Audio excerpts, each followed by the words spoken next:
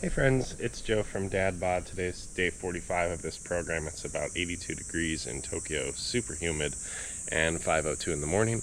We have a recovery walk, so let's get going. Now, I can't remember last week what we did. Sorry, as I get my headset set up. Last week, I can't remember if we ended up doing the recovery as a jog or as a walk, but I don't know. For me today, I'm in the mood to walk with good form. And just think and process. There's a lot on my mind today, so it'll be nice to kind of work through it with you. Today's recovery is 1.75 miles. I don't know why I said it that way, 1.75 miles. So if you are a little busy today and in more of a hurry, you are welcome to jog this while I walk. Begin workout. I will never stop you from running. But I think it's also helpful just to know that like walking is comparable to running from a health perspective. People think like running is the fastest way to burn calories. If you walk uphill slightly versus running, I think on a level surface, I forgot the exact data, like you can actually burn more calories. So like if people are purely focused on trying to lose weight, going on a treadmill, ramping up that incline, and just walking for a longer duration at a lower intensity, you'll cut weight faster. Not that cutting weight is our main goal for this program, but I think it's helpful in a fitness program to model that like, oh, one of the days out of the week you can just go walk kind of far, and that's still good for you. Maybe you'll be inspired to take your family for an after dinner walk to get this workout in. You can start to bring people along on your journey.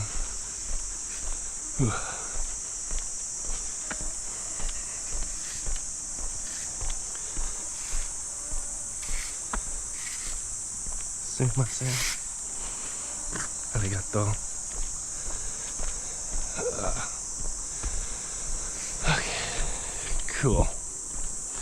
I'm being attacked by little gnat mosquito things that are floating by my head. It's very distracting because they're right at like forehead eye level. I don't know why. I'm just happy I haven't been attacked by bees yet. But there's not a lot of bees on the path that I run. At least I haven't seen any yet. I was chased by bees in Japan once.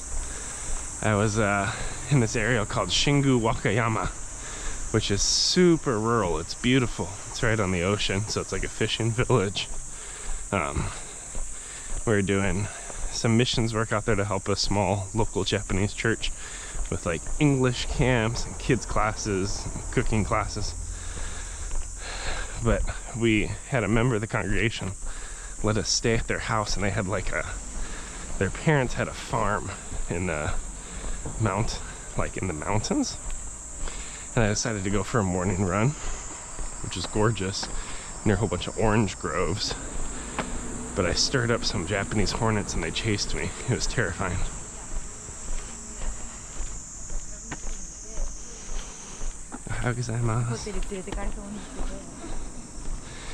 So, just a pleasant reminder, I woke up kind of sore. Yesterday I went into the office and it was 100 degrees. And I was wearing a suit, and it's just like a very sweaty, constrictive day. A lot of sitting. Actually, my shoulder started to roll forward on the computer, like just bad posture throughout the day. And in a suit, I don't move as naturally as in shorts and a t-shirt, which one would expect. So I'm definitely feeling like, my right shoulder's not sitting where it should. My hip's a little off today.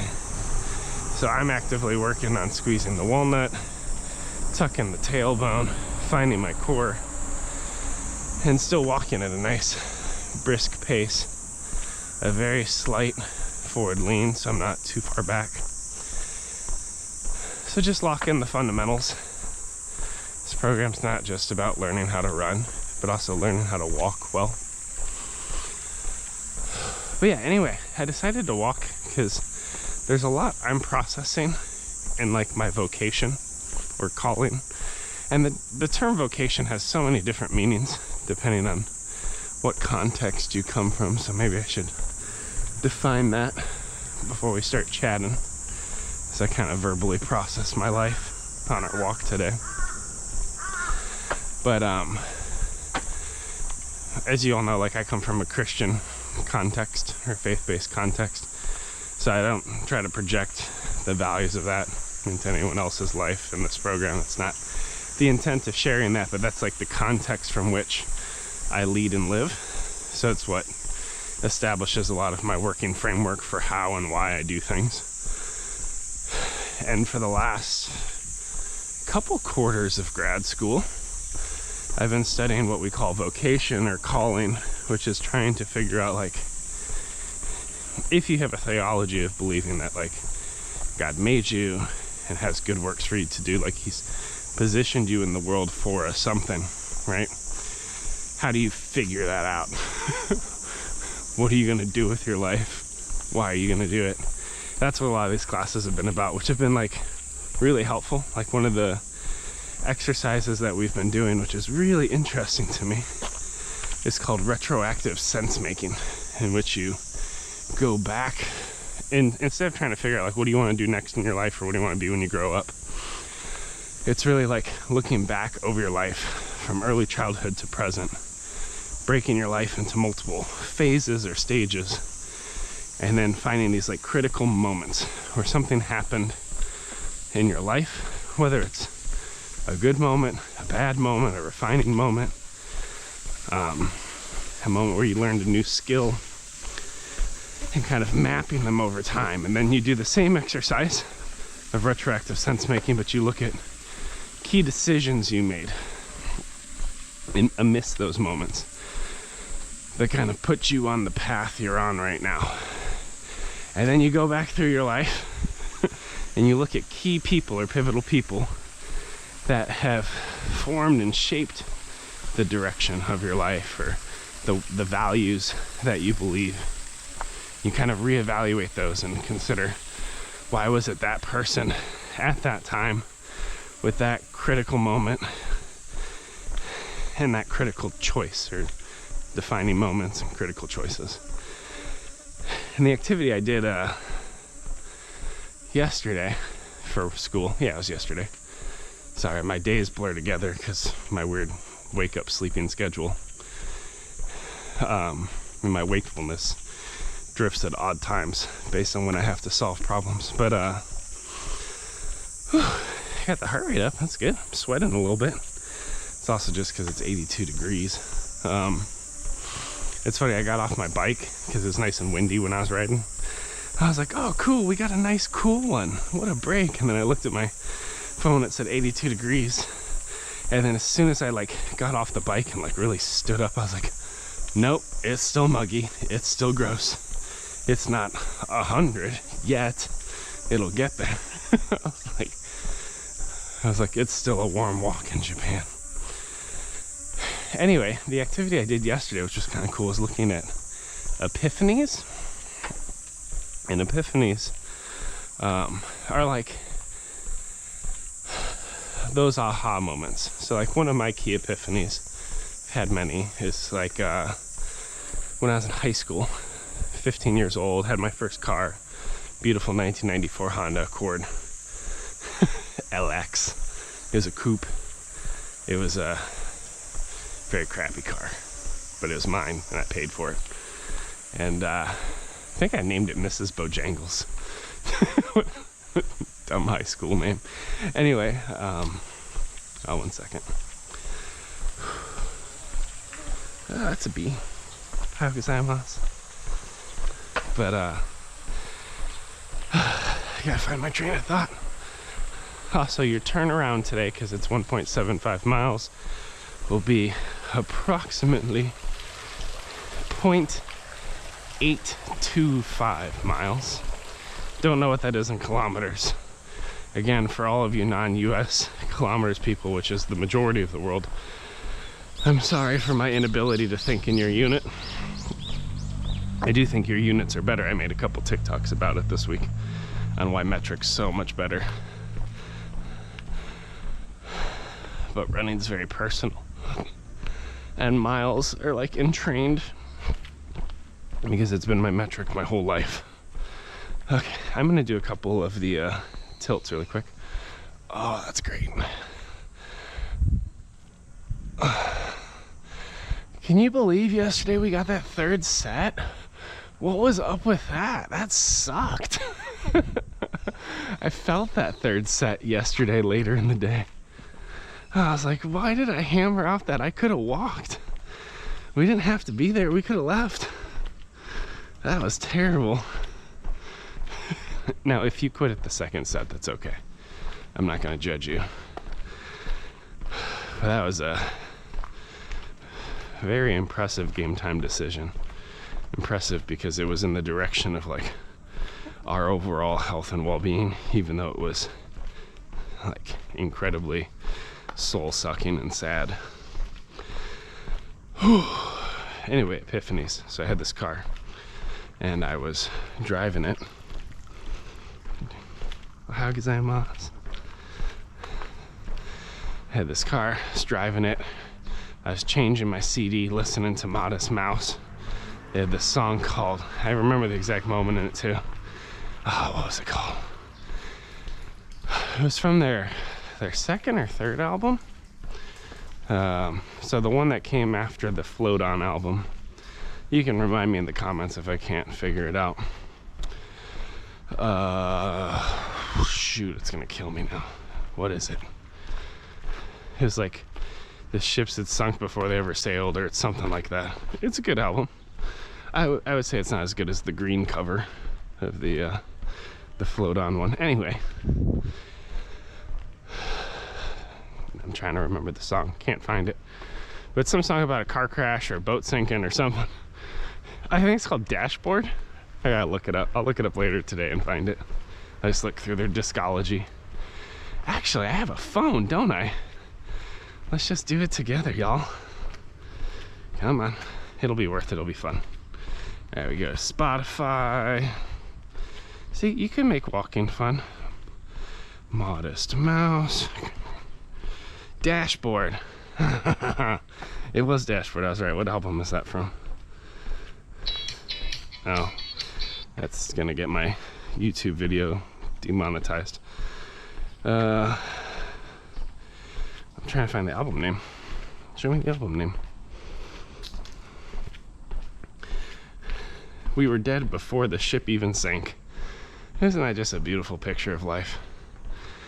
I loved Modest Mouse as a kid because they were so aggressively melancholy.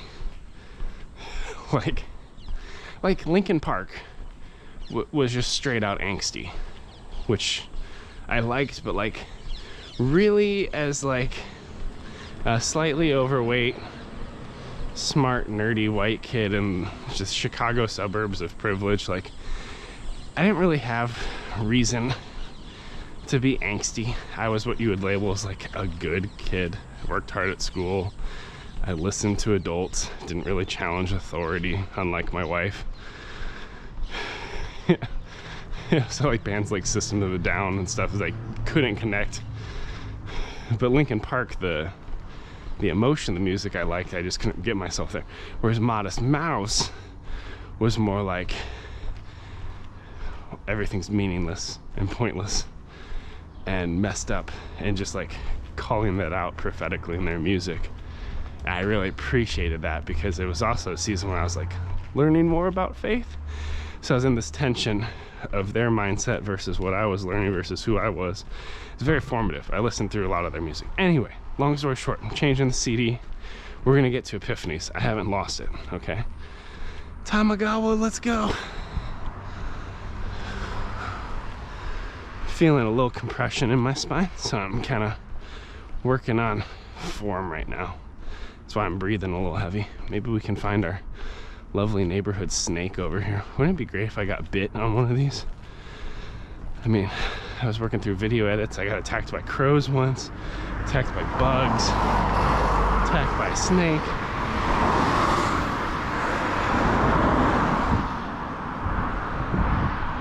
Anyway, changing the CD when I'm driving down a hill. I see the intersection, the light's green. And then I about to change the CD. I look up, the light's now red. I'm in the intersection. Classic teenage distraction, right? And then I hit this beautiful brand new yellow Audi. For all the gearheads in our community, I wish I knew what it was called, but the driver comes out to just absolutely angry. Thought he was gonna kill me. So I called my mom because geographically she was closer. See where we are in distance. 0.74, so in about 0.1 miles, you can turn it back. I have to go a little farther, as we know. Yeah, I call my mom. She shows up. I mean, this Audi's tire, like back tire, was underneath the car. It was just all bad. My life's ruined because I had saved up money to buy my own car, pay my own insurance. It's not drivable. The front of my car's totaled. But I had a friend from church, and he let me park my car in his garage. I worked for him. He did construction. So we would put like an addition on a house, a very hands-on kind of person. He's now an educator, which is kind of cool.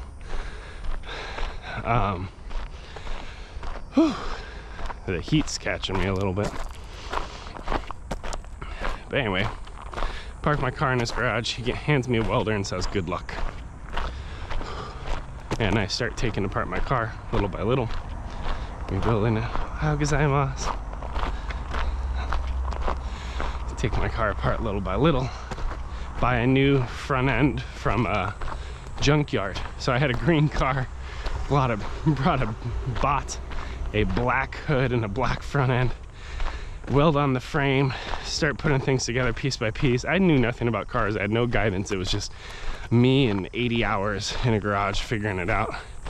And the worst part near the end was installing the radiator. Like a radiator in a 1994 Honda Accord is very tight, and looking back I probably approached the whole thing in the wrong order, but it took like 17 attempts, lots of twisting, stress, sweating in a garage, frustration. And then finally, as I got things to fit, I had this epiphany of calling, right? That someone doesn't wake up one day and decide they're gonna make a 1994 Honda Accord, but they look at all the designs that have come before them in previous cars. They work within the constraints of the current system they're developing. They work with a lot of other smart people that own different systems to figure out how everything comes together, and then they create. And I thought that process, even as like a 15-year-old, I thought it was beautiful. And that was what led me to the discernment to pursue mechanical engineering. Well, anyway, I've been studying vocation and calling in class. I think you're at turn back. Let me check. Sorry. Yeah, you can head back. You're over halfway.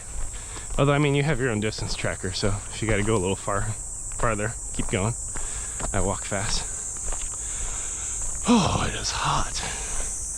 I don't know about you, but whenever I hear cicadas, it just makes me feel hotter. Like it's the noise of the death of summer before the sun takes you.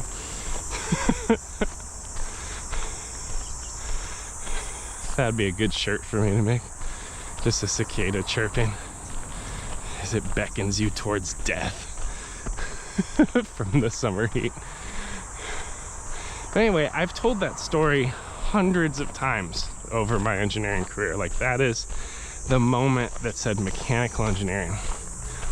But as I was working through some of my content for grad school, there's a book I was reading. I can't remember what it is. Maybe I could look it up and post it in the description if I remember during this edit. But it basically talked about, like, a lot of my understanding of calling was all external circumstance leading you towards an internal call, right?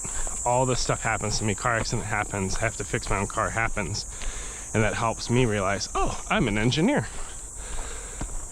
This book flipped that framework, which was really interesting, and they talked about how calling comes from this deep inward sense of personhood, like just knowing who you are and being able to discover that and then figure out where that your greatest passion and ability meets the world's greatest need, and that's calling.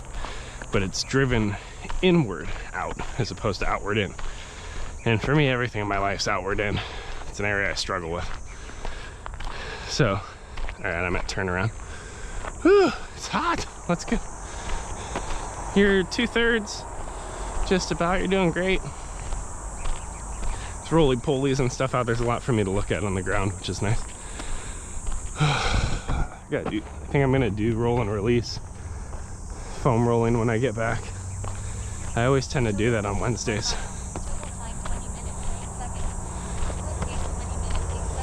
All right, that's a 20-minute mile. That's not bad. If we jogged it, it's 12. So there's 8 minutes efficiency if you run. But what I'm getting at is every time I've told that story, I'm reworking through a grad school assignment with you, but hopefully it's helpful for you within your context. Hopefully it's interesting as you try to find your own sense of calling or vocation or passion for which to dedicate yourself. Maybe you already figured it out. Tell me your epiphany, right? Tell me how you knew you wanted to be a world-class marketer. But anyway, every time I've told that story, it's always been from the external in framework. It's almost like I felt like I had to explain it that way for people to grasp how this calling was discovered.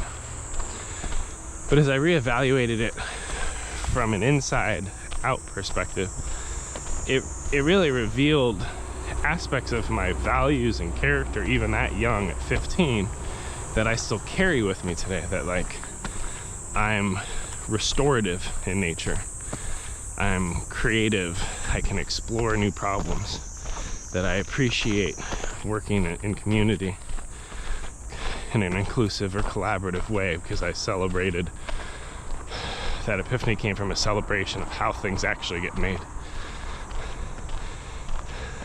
That I have the ability to innovate and create, but I also have like a systemic mindset on how the pieces all come together, because 15 years later, like I was a systems engineer working on how surgical instruments integrate with an entire surgical robotic platform.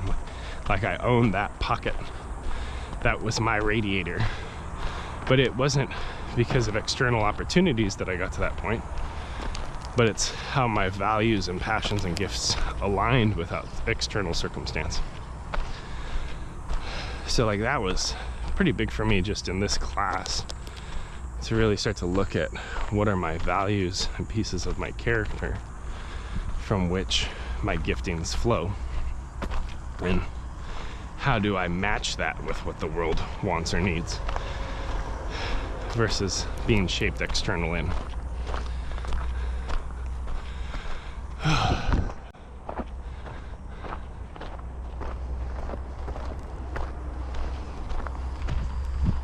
I'm gonna jog for a minute.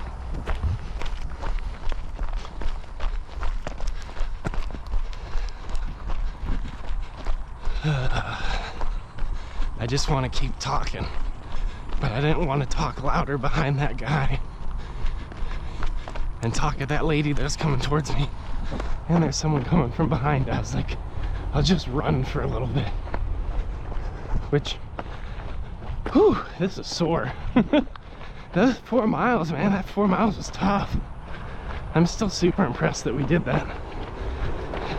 All right, I'll get to the end of the bridge.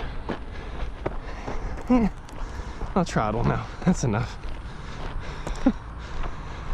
Yeah, that little run revealed some soreness, some grumpy spots.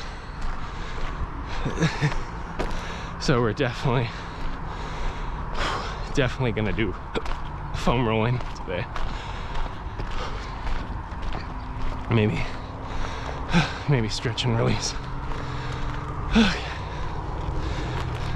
anyway, I had that epiphany, or kind of that reframed epiphany.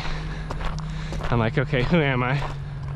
I'm someone who's curious and creative, innovative, passionate about healing and restoration.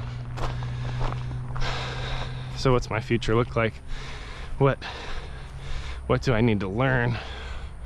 What skills do I have to develop in order to take my next step towards my calling? And I was listening to a podcast. Here's all the wandering thoughts from Joe today. So I'm definitely in a season of reflection.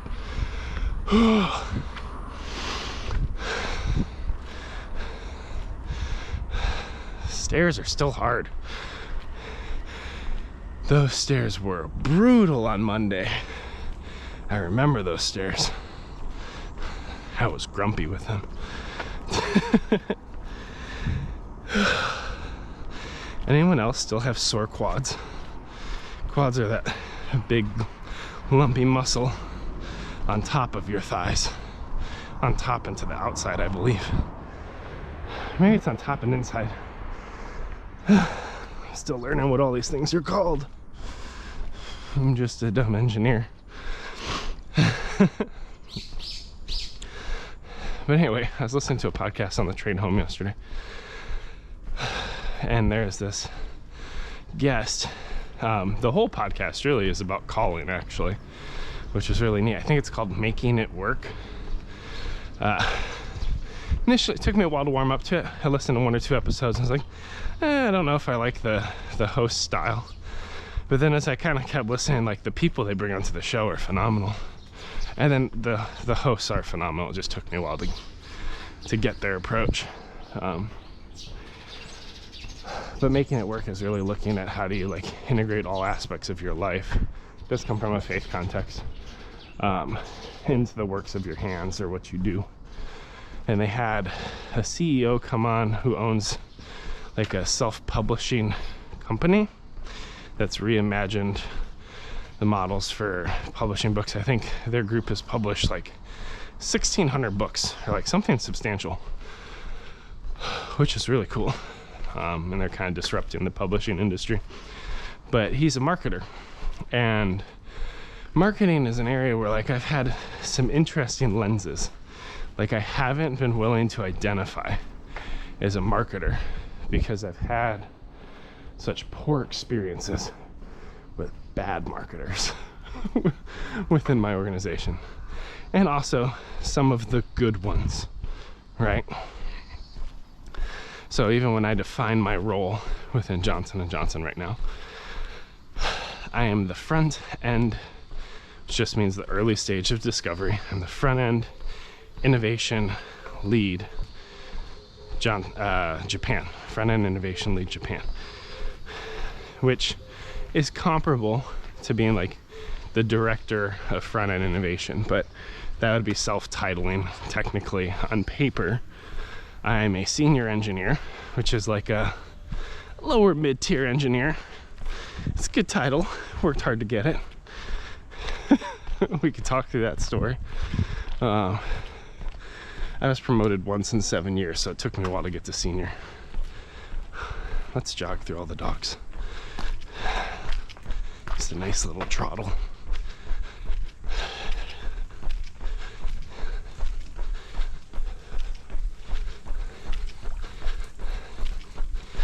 And it's just because of like a sensitivity that not everybody wants to start their morning on camera.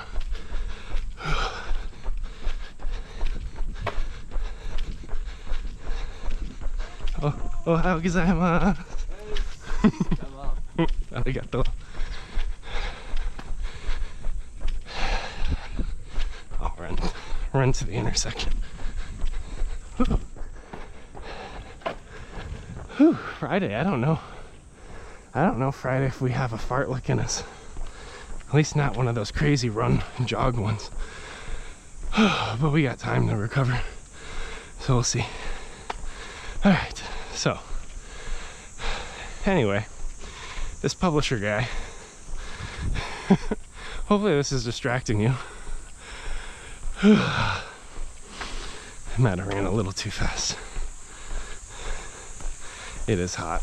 It's super hot. How gozaimasu.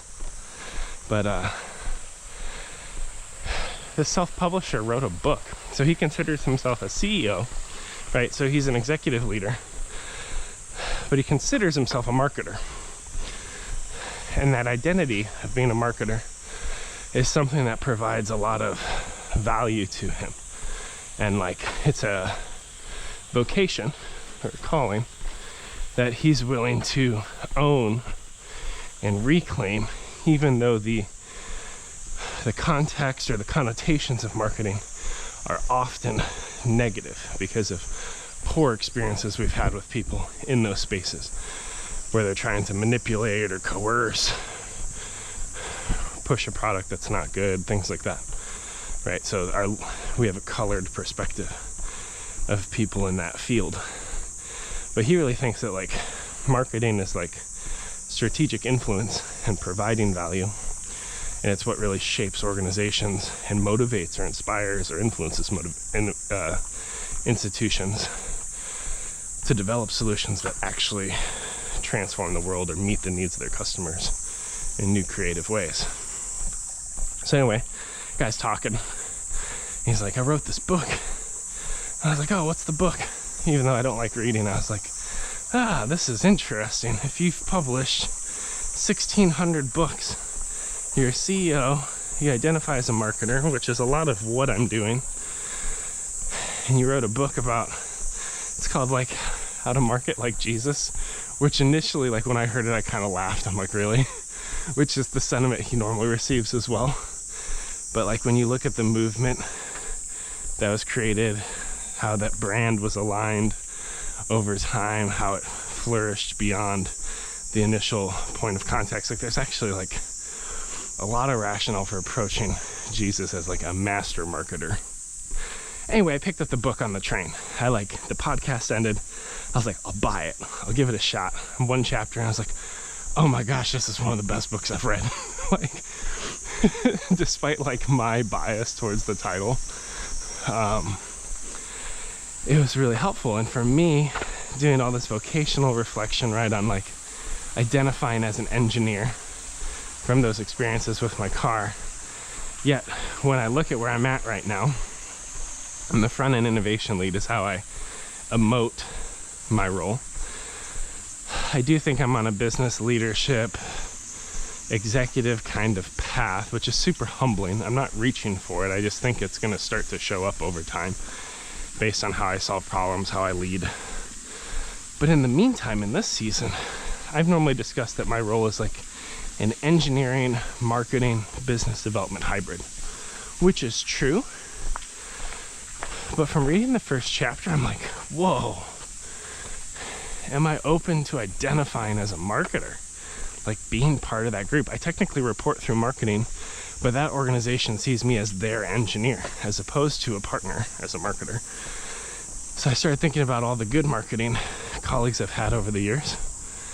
And I was like, oh shoot, maybe I should start meeting with these people once a month and just asking for their secret sauce. Like, what are your working or guiding principles? What's your daily life actually like? Because marketing's normally across the table from engineering, even though they're at the same table. So now I'm like, shoot, maybe my calling is advancing global healing as a global leader within Johnson & Johnson or some other company someday.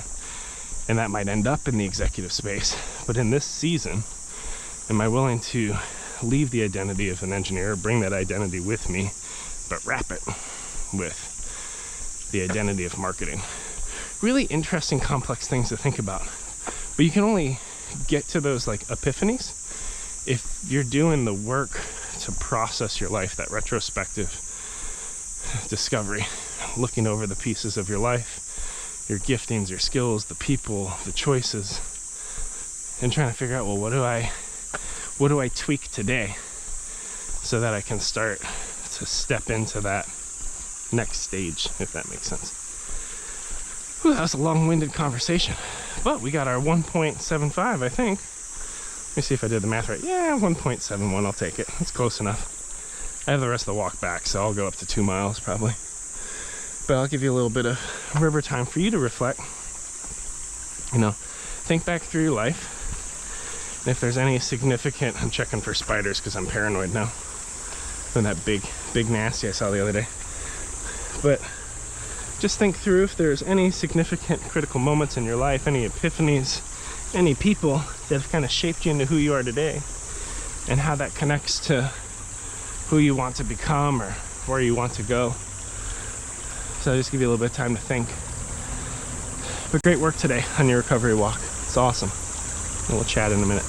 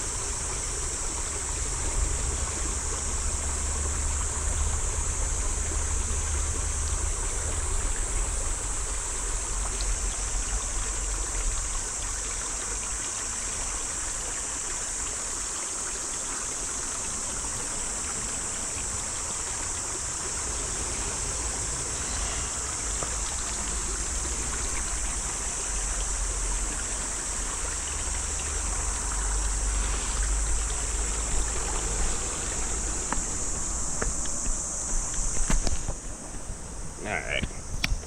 Hey friends. Well, thank you for hanging out with us. Great job on day 45? Day 45 of the program. Tomorrow we got Moose Lift. My word or encouragement for you across all that is you have time. I think it's an area where I struggle a lot. It's just understanding that I have time for my vocation, my call, my impact to unfold over time. You don't have to do it all in one quick shot right away. So give yourself some space to just reflect on who you are and where you want to go and what you want to do. But then also give yourself patience for that journey to unfold over years, not on the order of days and months. But anyway, see you around, friends.